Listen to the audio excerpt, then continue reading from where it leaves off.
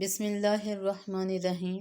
आज मैं बना रही हूँ पोटा सेमिया। पोटा सेमिया बनाने के लिए मैंने हाफ कप ऑयल लिया है। 3 टेबलस्पून मैंने इसमें देसी घी शामिल किया है। साथ में 2 सब्ज़ इलायचियाँ शामिल करके कुछ सेकंड के लिए फ्राई किया है और इसके साथ ही 3 कप पोटा सेमिया शामिल कर दी हैं। पोटा सेमिया को उस वक्त तक फ्राई करेंगे जब तक ये लाइट गोल्डन ना हो जाए।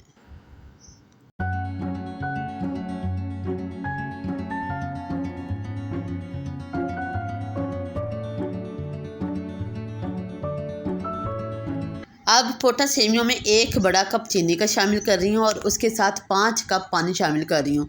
मैंने यहाँ पर 3 कप पोटा सेमिया ली थी और 1 कप को 1.5 कप पानी लगा, तो उसी हिसाब से मैंने 5 कप इसमें पानी डाला है और इसको अच्छी तरह मिक्स करके दम पर पकने के लिए छोड़ दूँगी।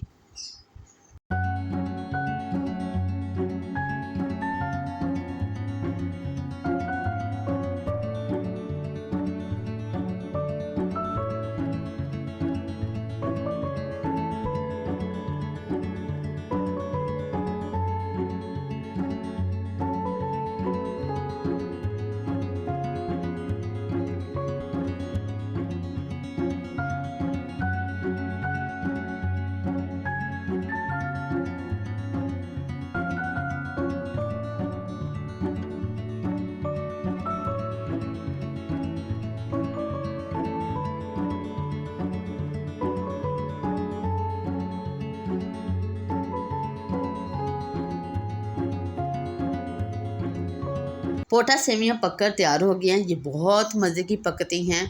इनको पकाने में कोई टेक्निक नहीं है, मैंने आपके सामने पकाई हैं और इसको बनाना मुश्किल है, इसको पकाना आसान है। मैंने बनाने पर भी एक वीडियो बनाई हुई है, मैं उसको डिस्क्रिप्शन में दे दूँगी। और ये सेम लाइक चावलों की तरह ही बनती हैं।